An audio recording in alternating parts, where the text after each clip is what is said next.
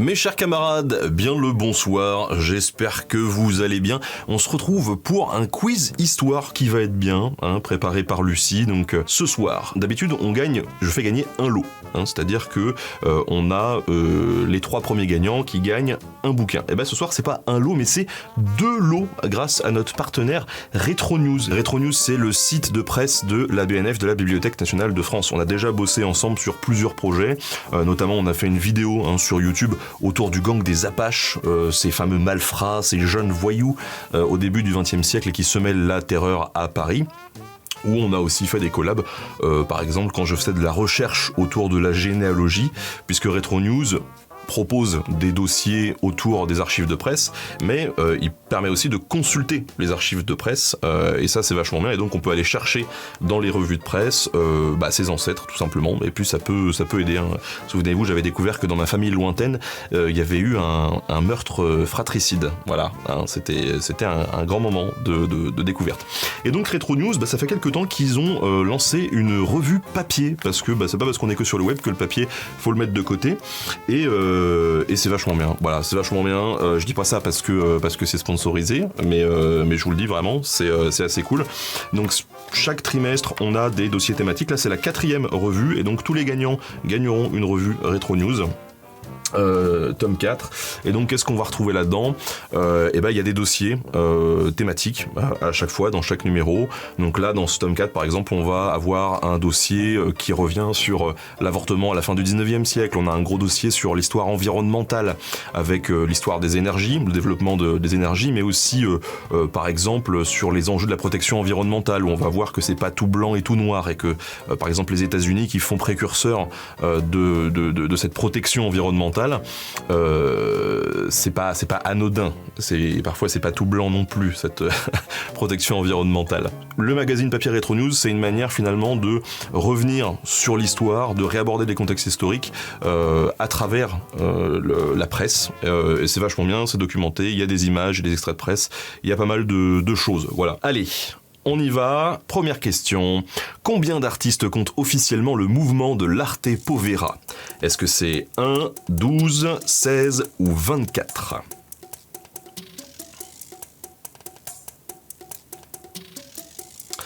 Le mouvement de l'Arte Povera. Ah, on commence dans le dur. On commence dans le dur.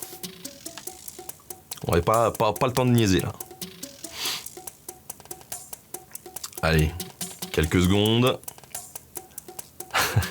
Je sens que la première question déjà, elle va mettre pas mal de gens dans la sauce. C'est le critique d'art Germano Celan qui utilise pour la première fois l'expression Arte Povera, littéralement l'art pauvre, en 1967. Grosso modo, l'Arte Povera se caractérise par l'usage de matériaux bruts peu employés dans la création artistique, un rejet de la modernité et des nouvelles technologies et le lien entre la nature et la culture. Sur les 5 années officielles du mouvement, seuls 12 artistes en faisaient partie. Voilà. Janis Kunelis, Giuseppe Pennon ou encore Giovanni Anselmo. Une œuvre sans titre de ce dernier est devenue l'une des références de l'art povera, un bloc de granit, une salade, un autre bloc de granit et un fil en cuivre qui relie le tout. Voilà. Prochaine question, question numéro 2. Quelle était l'inspiration de Munch, je ne sais jamais comment le prononcer, pour l'œuvre Le Cri ? Est-ce que c'est une crise de colère de son fils, un proche malade, lui-même ou une momie Chachapoya ? Édouard, moi je dis Édouard Munch, mais en fait, non, c'est Munch, j'imagine.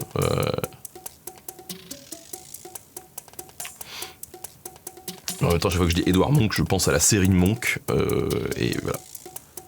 Peut-être pas pour lui rendre service. Eh bien, c'était l'inspiration, une momie. Et oui, c'est la momie. Et vous, oh là là, il y a beaucoup de gens qui se sont plantés, beaucoup de gens ont répondu lui-même.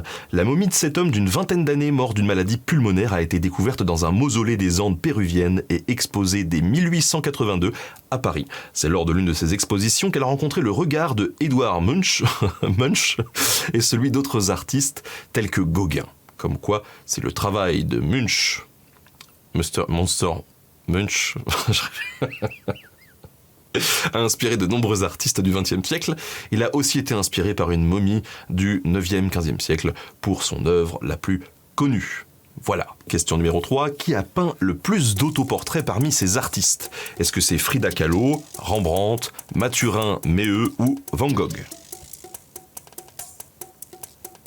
Ah, on est sur de l'histoire de l'art, là, pour l'instant. Hein. On est plus sur de l'histoire de l'art, là.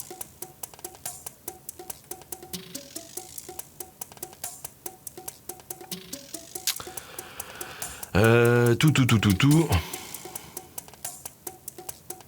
J'ai mis au pif, j'ai eu trop de chance, MDR. Eh bien, c'est Frida Kahlo. C'est Frida Kahlo qui a peint le plus d'autoportraits parmi ces différents artistes. Il faut dire qu'elle s'est alitée suite à un lourd accident de bus qu'elle se met à peindre pour exprimer sa souffrance, ses douleurs, et donc elle va réaliser 55 autoportraits quand même au cours de sa carrière, contre respectivement 37 et 47 pour les Néerlandais Van Gogh et Rembrandt. Voilà. Quelle catastrophe se passe à Angers un matin d'avril 1850 ? Il y a le feu dans le château, la guinguette est inondée, les cloches de la cathédrale étaient en panne, ou un pont suspendu se rompt. Alors, qu'est-ce qu'on a ? Est-ce que c'est ça, un pont qui se casse la gueule ? Les cloches de la cathédrale qui sont en panne ? Un grand drame. La guinguette inondée, ça je pense que c'est le pire des drames. Ou un feu dans le château. Voilà. Alors, que se passe-t-il à Angers ce matin d'avril 1850 ? C'était un pont. Et oui, le pont de la Basse-Chaîne était un pont suspendu construit au pied du château d'Angers qui permettait de franchir la Maine. On dit la Maine ou le Maine d'ailleurs, je ne sais plus. Alors que ce pont est quasi neuf avec seulement 12 ans d'usage, un bataillon d'infanterie légère le traverse pour rejoindre l'actuelle place de l'Académie. Le pas des soldats et la tempête en cours ont fait rompre le pont, provoquant la mort de plus de 200 personnes. Il a été remplacé par un pont en pierre, puis par un pont à poutres le siècle suivant. Ouais, pour moi c'est le Maine, effectivement. Ah non, on dit la Maine, a priori, c'est le Maine-et-Loire et la Maine. Ça c'est, on est des pros quand même, hein. On est des pros pour s'embrouiller. Comment aurait été surnommé le dernier Thylacinne connu ? Le dernier Thylacinne connu. Adélaïde, Alice, Benjamin ou le Der des Der.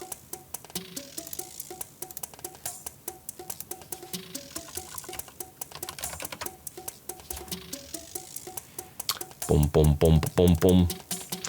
Un Thylacinne. Ça rigole dans le chat. Le Thylacinne, qu'on appelle aussi le diable de Tasmanie. Le dernier Thylacinne connu vivait en captivité au zoo de Hobart en Australie suite à sa capture en 1933. Il y meurt 3 ans plus tard faute de soins. On l'aurait empêché de rejoindre son abri et il n'aurait pas supporté les variations de température de la Tasmanie. À la fin des années 1960, un certain Frank Darby affirme à un journaliste avoir été gardien à ce zoo et dévoile le petit nom donné officieusement au Thylacinne. Plusieurs personnes au zoo, dont son ancien conservateur, réagissent vite en expliquant que ce monsieur n'a jamais travaillé au jardin animalier et qu'aucun nom ne lui avait été donné. D'ailleurs, les images de ce Thylacinne laissent penser qu'il s'agissait en fait d'une femelle. Et il aurait été appelé Benjamin. Voilà, comme moi. C'est un loup de Tasmanie, pardon, pas un diable de Tasmanie. C'est bien marqué en plus dans mon truc, c'est moi qui merde. Question numéro 6, quelle boisson aurait tué Bertrand du Guesclin ? Est-ce que c'est du vin, du vinaigre, du jus d'orange ou tout simplement de l'eau ? Qu'est-ce qu'il a bu le Bertrand ? Hein ? L'incroyable Bertrand qui a récupéré le château de Grand Fougeray par la ruse. Par quoi est-ce qu'il s'est fait terrasser ?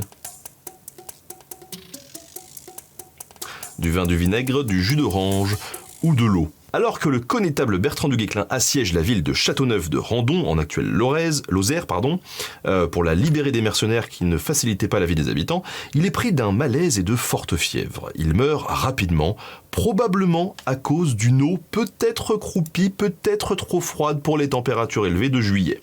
Ceci dit, en 60 ans, il a eu le temps de faire une grande carrière militaire et politique. Il recevra les honneurs en étant inhumé dans la basilique de Saint-Denis, près des rois de France, tandis que son cœur revient à Dinan, en Bretagne. Question numéro 7. Mythologie grecque. Selon l'Odyssée d'Homère, combien de prétendants embêtait Pénélope ? Est-ce que c'est 21, 114, 142 ou 1571 ? Combien est-ce qu'il y a de types qui couraient après Pénélope dans l'Odyssée d'Homère ? Il faut dire quand même que Ulysse s'est absenté pendant une vingtaine d'années, hein, donc il y a pas mal de prétendants qui se sont bousculés aux portes du palais et qui vont tenter de la demander en mariage. Alors, ils sont assez nombreux. Le dramaturge Homère compte quelques 114 motivés qui sont venus de Doulichon, de Zante ou d'Ithaque même. Tous ces prétendants sont éliminés par Ulysse, aidé de son fils Télémaque, lorsqu'il revient enfin dans son royaume. Voilà, c'était 114. Mais la majorité a répondu 142 et même 21. 114 n'est que la troisième réponse, c'est la dégringolade. Dans la mythologie nordique, à quoi mélange-t-on le sang de Gvasir pour faire de l'hydromel poétique ? Est-ce que c'est de l'eau de mer, du miel, de la bière ou de la salive ? À quoi est-ce qu'on mélange le sang de Gvasir pour faire l'hydromel ? Ça, j'ai fait des vidéos dessus, j'ai fait beaucoup de choses dessus. Si vous êtes un fidèle de la chaîne, peut-être que vous vous en rappelez. Bon, après, on a fait beaucoup de vidéos, hein, je vous en voudrais pas. Après de multiples batailles entre les Vannes et les dieux As, bon ça c'est les deux catégories de dieux dans la mythologie nordique, hein, on se rend compte que cette bataille elle sert à rien parce que les forces sont égales. On décide donc de mettre fin à cette guerre et en signe de réconciliation, tout le monde va cracher joyeusement dans une même marmite. De toute cette salive naît Gvasir, un monsieur très intelligent et plutôt doué dans les domaines artistiques comme la poésie. Tout ce savoir attise la convoitise de deux nains qui le piègent, vont le vider de son sang et cuisinent tout ça, c'est sympa, hein, avec du miel. Ils obtiennent l'hydromel poétique qui transforme quiconque le boit en poète et en savant. Mais par contre, on ne sait pas si cette boisson est véritablement bonne. Voilà. Quelle est la particularité d'un café de Thon-les-Vosges au 19e siècle ? Je vais dire Thon, hein, c'est le plus vieil établissement de France, ou alors on y sert des cafés électriques, ou bien la tenancière est une femme à barbe, ou encore le café est dans un troglodyte de 4,8 km de long. Alors, c'est quoi le plus improbable ?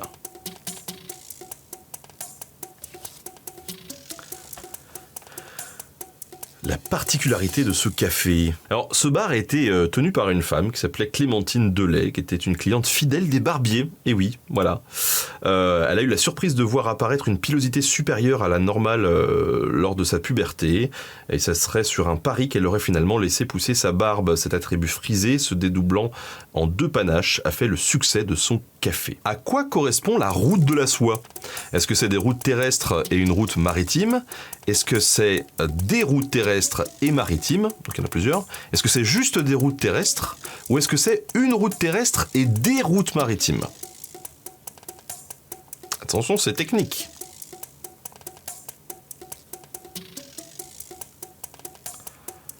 Je s'appelle route. Je s'appelle route.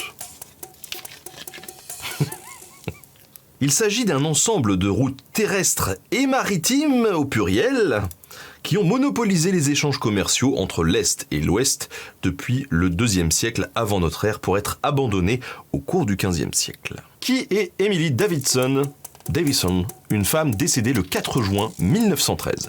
Est-ce que c'est une infirmière militaire, une danseuse classique, une suffragette ou l'amante de George V ? D'ailleurs, je ne sais pas si vous avez vu, mais pour le décès de la reine Elisabeth, ils ont renommé provisoirement la station de métro George V à Paris. Voilà, ils l'ont appelée Elisabeth II. Le retour.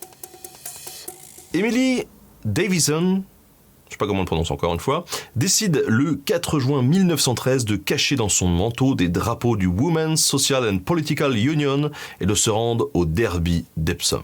On parle bien là d'un gros événement auquel assistent près de 500 000 spectateurs et parmi ces derniers, le roi du Royaume-Uni, George V. Celui-ci fait d'ailleurs concourir un de ses chevaux. Alors que les équidés et leurs jockeys s'élancent, Emily Davison s'avance sur la piste et se jette au devant du cheval aux couleurs royales. Blessée à la tête, elle décédera 4 jours plus tard et près de 2000 suffragettes assisteront à ses obsèques. Le jockey et le cheval ont, eux, été légèrement blessés par la collision. Qui est le dernier roi de France? Louis XVI, Charles X, Guillaume IV, Louis-Philippe Ier. Bon. Vous avez 15 secondes pour répondre encore. Attention, hein. Attention. Celui qui répond Guillaume IV, il va avoir des problèmes. Je veux dire, plus que les autres. Les deux frères de Louis XVI, Louis XVIII et Charles X, lui succéderont au trône au XIXe siècle. Si Charles X abdique en faveur de son petit-fils, l'opposition préfère se tourner vers la branche cadette des Bourbons. Louis-Philippe a régné de 1830 jusqu'aux révolutions de 1848. Tout comme son prédécesseur, il est obligé d'abdiquer. La monarchie française a alors vécu ses dernières heures. Par la suite, les régimes s'enchaîneront, mais Louis-Philippe Ier demeure le dernier des rois français. Roi des Français. Des Français, roi des Français, roi des Français. Roi des Français. Comment je me fais allumer dans le chat? Oh là là. Comme dirait... c'est qui C'est Jaffar qui dit ça, je crois. Il dit « Calme-toi, Yago ». Bon, eh ben, calmez-vous. Le roi des Français, c'est vrai, c'est pas pareil. Question numéro 13. À quelle période vit Alexandre le Grand? Est-ce qu'il vit au 4e siècle avant notre ère, au 4e siècle, au 2e siècle ou au 2e siècle avant notre ère? Dites-moi. Dites-moi tout. Alexandre le Grand, quand est-ce qu'il a vécu, ce bonhomme?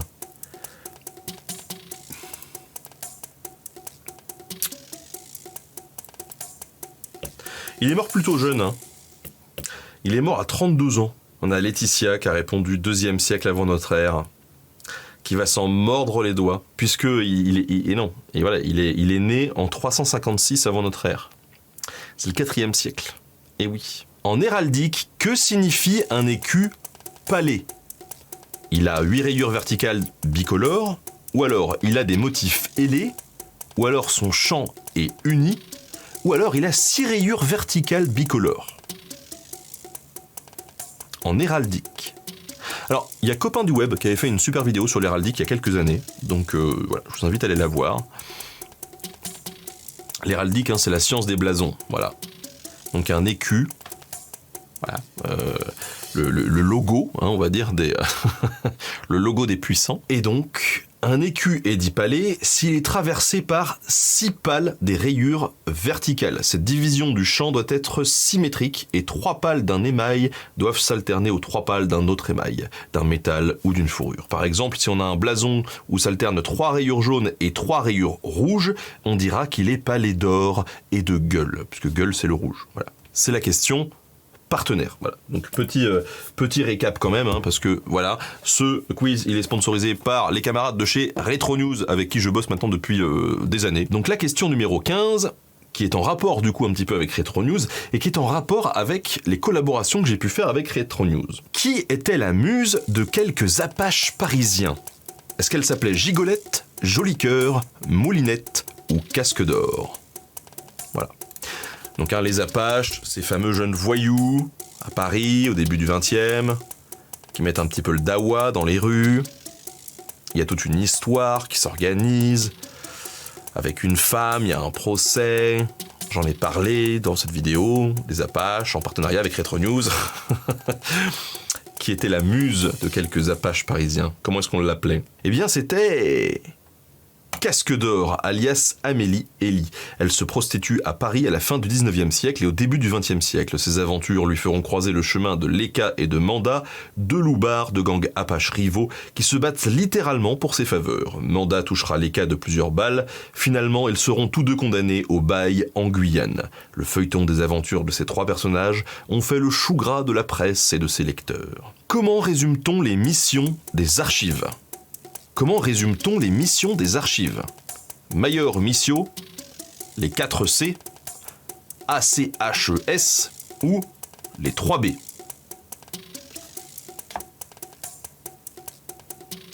Comment est-ce qu'on appelle les missions des archivistes.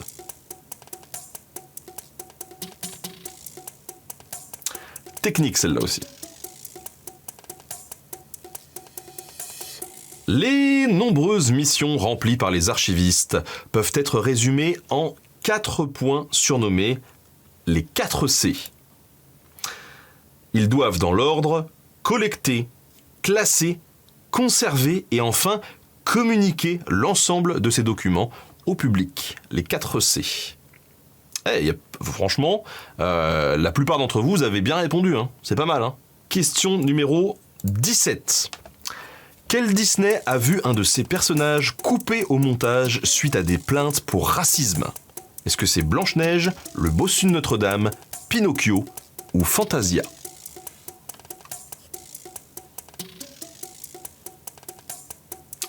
Les plaintes pour racisme qui ont coupé un personnage au montage.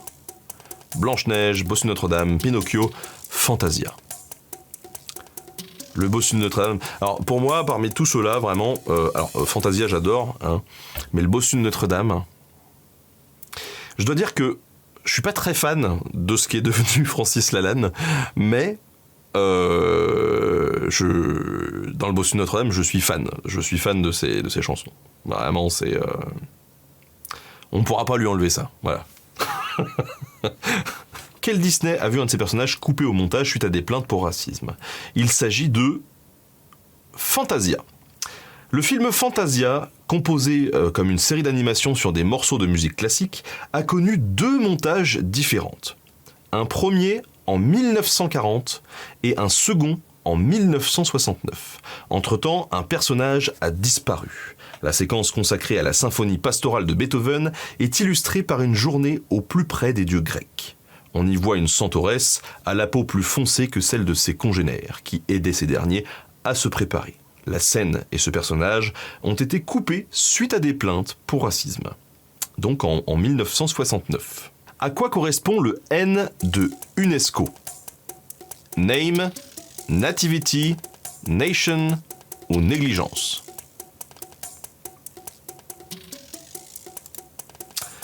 UNESCO. Name, Nativity, Nation, Négligence. Négligence. On est sur quoi ?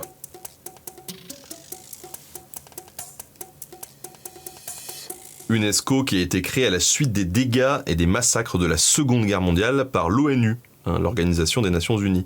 Si le nom de cette organisation a une traduction française, ça n'est pas le cas de l'UNESCO, qui signifie United Nations Educational, Scientific and Cultural Organization, l'Organisation des Nations Unies pour l'éducation, la science et la culture. Question numéro 19.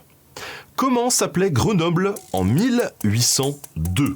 Comment s'appelait Grenoble en 1802 ? Est-ce que ça s'appelait Grenoble, Napoléonville, Grelibre ou Grenouillère ? En 1802, c'était quoi le nom de Grenoble ? Ah là là là là. On dirait une question qui a été rédigée pour le Groland. Sachez que plus de 1000 villes ou villages ont été renommés lors de la Révolution. Mais c'est pas le cas de Grenoble. Eh non, c'est pas le cas de Grenoble, qui contrairement à une légende tenace n'a jamais été officiellement baptisé Grelibre et a conservé son nom jusqu'à aujourd'hui. Voilà, c'était toujours Grenoble. Il n'y a pas de... Qui a gagné Marignan ? Est-ce que c'est la Confédération suisse et le Duché de Milan ? Est-ce que c'est le Royaume de Rome ? Est-ce que c'est François Ier, tout seul ? Ou est-ce que c'est le Royaume de France et la République de Venise ?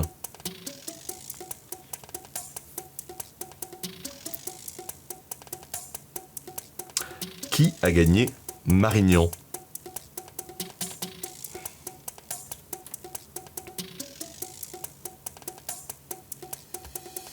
Marignan !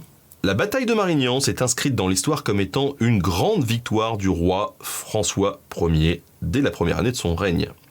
et comme un affrontement très meurtrier, avec 16 000 morts en 16 heures de combat tout de même. Elle opposait le royaume de France et son allié, la République de Venise, contre le duché de Milan et ses mercenaires suisses.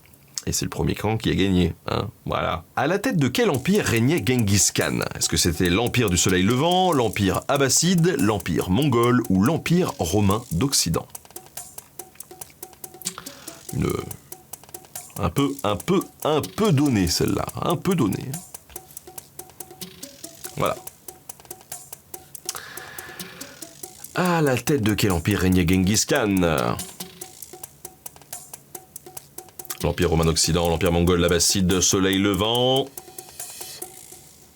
Sachez en tout cas qu'on sait peu de choses sur Genghis Khan. Avant ses conquêtes, on ne connaît même pas sa date de naissance exacte.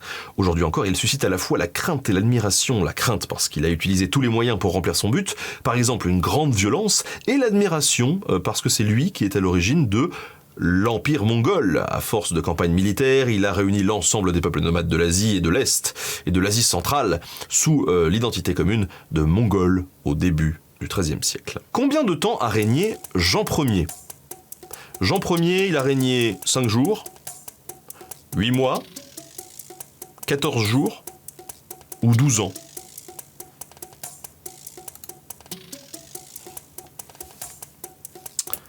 « 5 jours, c'est court. 14 jours aussi. 8 mois, c'est pas terrible. 12 ans, bon, pourquoi pas. Dans tous les cas, c'est pas beaucoup. Jean Ier. Vous saviez comment on l'appelle, Jean Ier? Jean Ier, le posthume. Eh oui, le posthume. Jean Ier est peut-être né avec une cuillère dans la bouche, peut-être en argent, comme on est au Moyen-Âge, mais il n'a pas eu beaucoup de chance. Son père, Louis X le Hutin, roi de France et de Navarre, est mort 5 mois avant sa naissance des suites d'une maladie des poumons. Le nourrisson est proclamé roi de France dès sa naissance, mais il ne vivra que 5 jours. Son oncle lui succède alors sous le nom de Philippe V. Cléopâtre était-elle la première au pouvoir à porter ce prénom? Je sais pas, j'y étais pas. Oui. Non, c'était la 7e. Non, la 3e.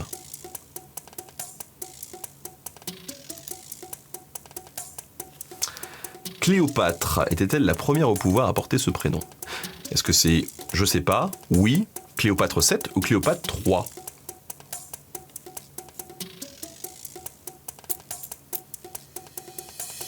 Cléopâtre 7 était la fille du roi et pharaon d'Égypte Ptolémée XII, Aulette. Elle est associée au trône par son père dès ses 18 ans et l'hérite ensuite aux côtés de son frère. Il semblerait que son prénom soit assez populaire en Égypte antique. Il y a eu pas moins de 8 Cléopâtres dans des positions très proches du pouvoir, en comptant la fille de Cléopâtre VII et de Marc-Antoine. Où sont traditionnellement couronnés les rois de France? Est-ce que c'est sur la place de la Concorde, à la cathédrale de Saint-Denis, à la cathédrale de Reims ou dans la chapelle de leur château préféré? D'ailleurs, je ne sais pas ce que vous avez fait pour les journées du patrimoine. Si vous avez fait quelque chose d'ailleurs. Moi, j'ai été visiter le logis d'Agnès Sorel et de Charles VII à la cité royale de Loches. Voilà, c'était sympa. Depuis le XIe siècle et jusque Charles X en 1825, quasi tous les rois de France ont été sacrés à la cathédrale de Reims. Alors, elle est jolie, mais elle n'a pas été choisie pour ça, puisque c'est à Reims que le premier roi des Francs, Clovis, a été baptisé. C'est encore à Reims qu'a été découvert en 869 la sainte ampoule renfermant l'huile ayant oint Clovis. Cette huile a été utilisée à nouveau pour les 31 rois sacrés dans cette cathédrale. Voilà. Quel historien s'intéresse tout particulièrement à l'histoire culturelle des couleurs? Est-ce que c'est Michel Pastoureau, Tanguy Pastoureau, Pierre Nora ou Georges Duby? Ah là, on est sur des questions d'historiens. D'ailleurs, cet historien-là, il a fait plein d'ouvrages super bien sur tout ce qui est histoire culturelle. Alors, je le précise, quand même, le Tanguy Pastoureau, c'est un humoriste. C'est pas... Voilà. C'était Michel Pastoureau. Eh oui, Michel Pastoureau est un historien médiéviste spécialiste de la symbolique et de l'histoire culturelle, des couleurs, des emblèmes, de l'héraldique et de l'histoire culturelle des animaux. Il publie depuis 2008 des ouvrages consacrés à l'histoire culturelle d'une couleur, en commençant par le noir, puis le vert ou encore le rouge. Que fêtait le scoutisme en 2007 ? Est-ce qu'ils fêtaient leurs 100 ans d'existence ? La création de la tente 3 secondes, fabuleuse invention, 200 ans d'existence ou la découverte du feu, fabuleuse invention. En 2007. C'est quoi qui fêtait ?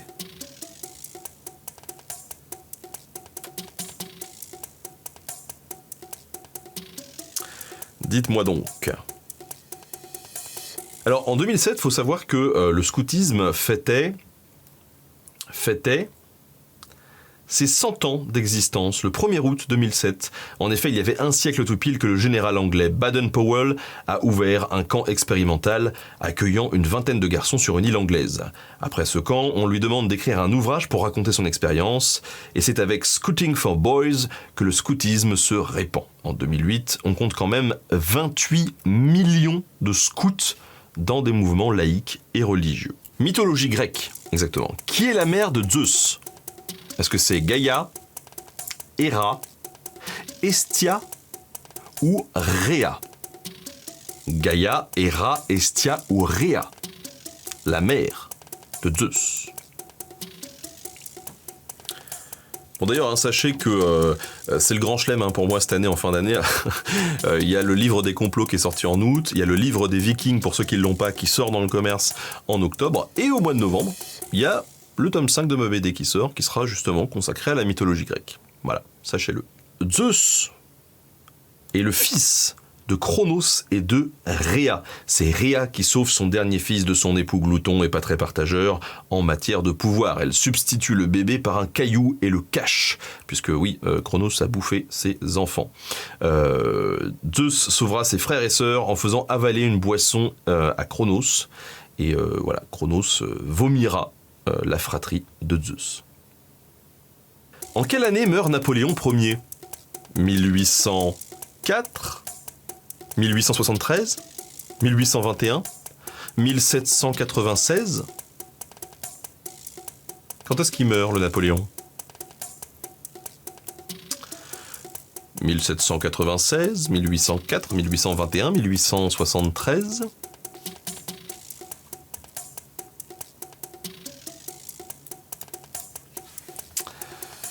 Napoléon qui meurt sur l'île de Sainte-Hélène, son décès étant certainement dû à un cancer de l'estomac. Son corps est rapatrié une vingtaine d'années plus tard à la demande du roi Louis-Philippe. Il ne sera placé aux Invalides qu'une vingtaine d'années plus tard. Les travaux, ça prend du temps, surtout quand le système politique n'est pas hyper stable. Pas mal de controverses autour de son décès. Est-ce que c'est de l'empoisonnement à l'arsenic, par exemple, ou encore des controverses autour de sa dépouille. Se serait-il enfui et était-il vraiment aux Invalides, etc. Voilà, qui ont été réfutées par toutes ces thèses par les historiens spécialistes. En tout cas, ce qui est sûr, c'est qu'il est mort le 5 mai 1821. Et oui, voilà. Si la Statue de la Liberté est un cadeau de la France pour les États-Unis, qui en a payé le socle qui accueille la statue? Est-ce que c'est les États-Unis, du coup? Est-ce que c'est la France qui a aussi payé le socle? Est-ce que c'est personne parce que le socle était déjà là pour un autre projet? Ou est-ce que c'est la Suisse? Parce qu'ils sont gentils et qu'ils ont des sous.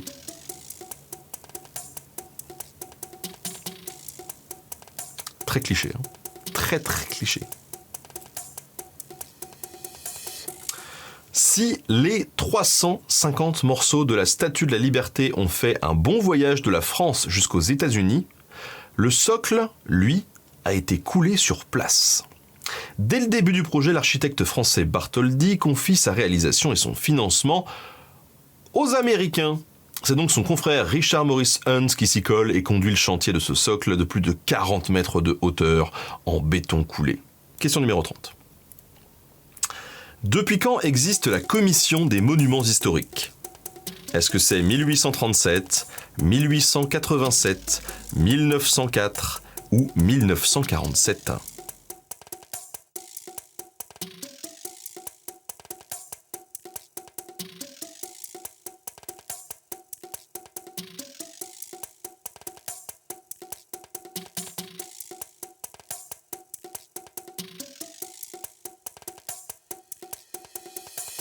Depuis quand existe la commission des monuments historiques ?